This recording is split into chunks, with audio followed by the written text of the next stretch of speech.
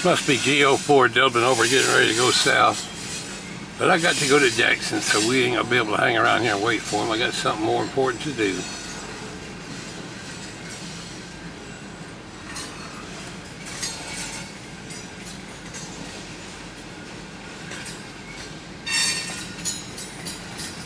fact, I guess I better go get it done. We'll do a different route to Jackson today. I'm gonna go over there and take care of something. I'm not out here to rail fan today, but that's exactly what I've been doing for the last 30 minutes.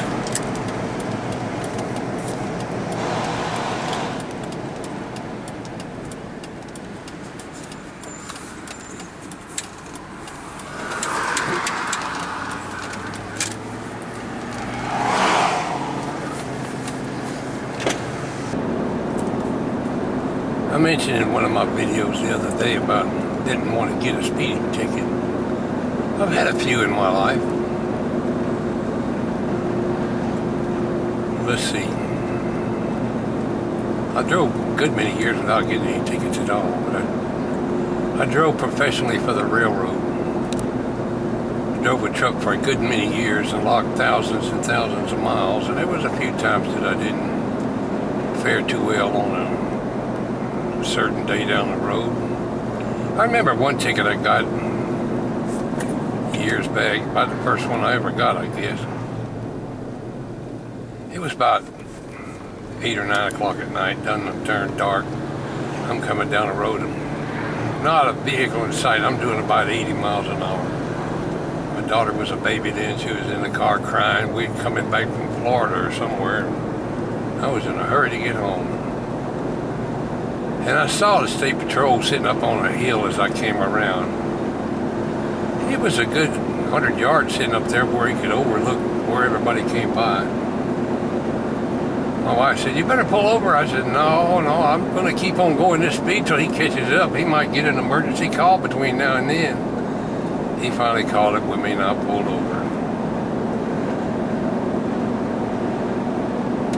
I got out of the car and I said, "You got me fair and square, officer." I admitted right up front I was speeding. And he could hear the baby crying. I said, "I'm trying to get home before the baby's not feeling too well." But you got me fair and square. He looked at me and kind of grinned and said, "You know, you're the first honest person I've talked to all day. I'm going to let you go with a warning ticket." So he just gave me basically a slap on the wrist and tell me not to do it again. And let me go. I thought that was mighty nice of him. I got to stop here and get some fuel. Maybe I'll tell you another speeding ticket story here in a minute. Be right back with you.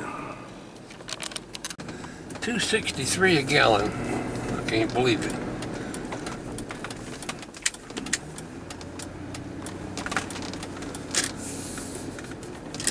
At one time I would have thought that was an exorbitant price, but not anymore. Pretty good price today.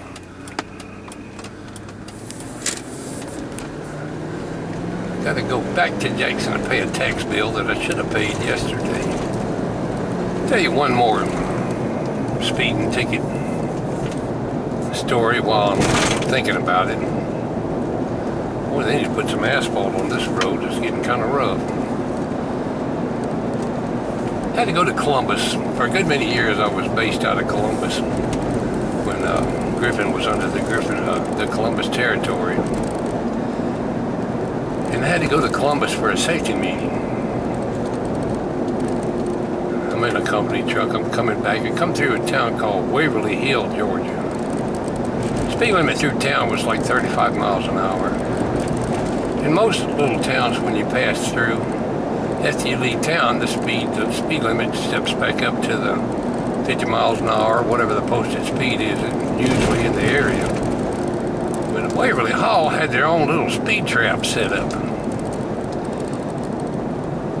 Just before you get out of town, the speed limit dropped from 35 to 25.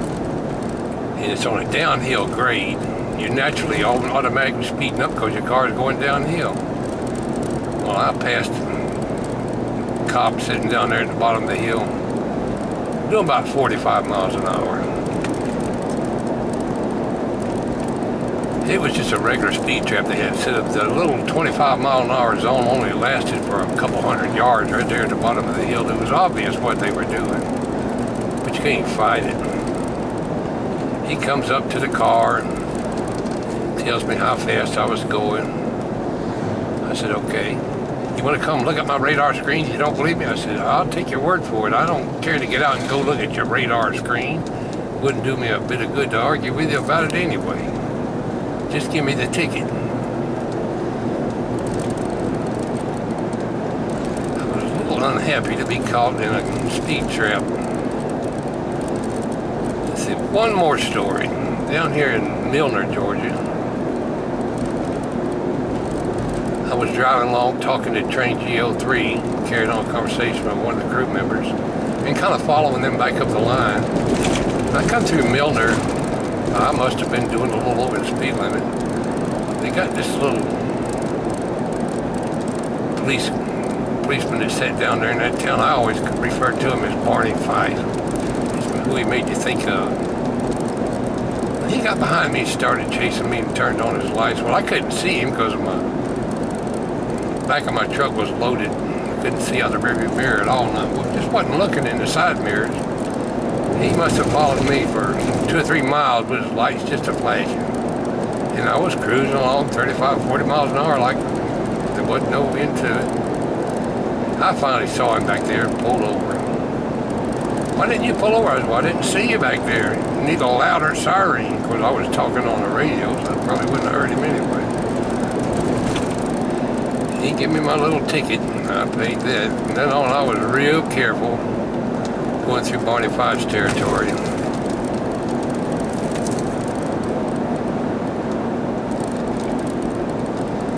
But it really doesn't pay to argue with a policeman when he gives you a ticket. Just get your blood pressure up.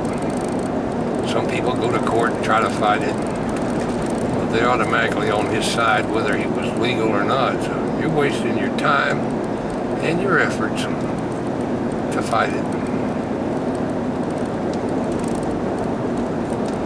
Better just to pay the thing and be more careful next time. My time's more valuable than to be sitting around arguing about some little menial thing like that. But in general, I try not to speed and I follow the speed limits. Sometimes my wife says I drive too slow.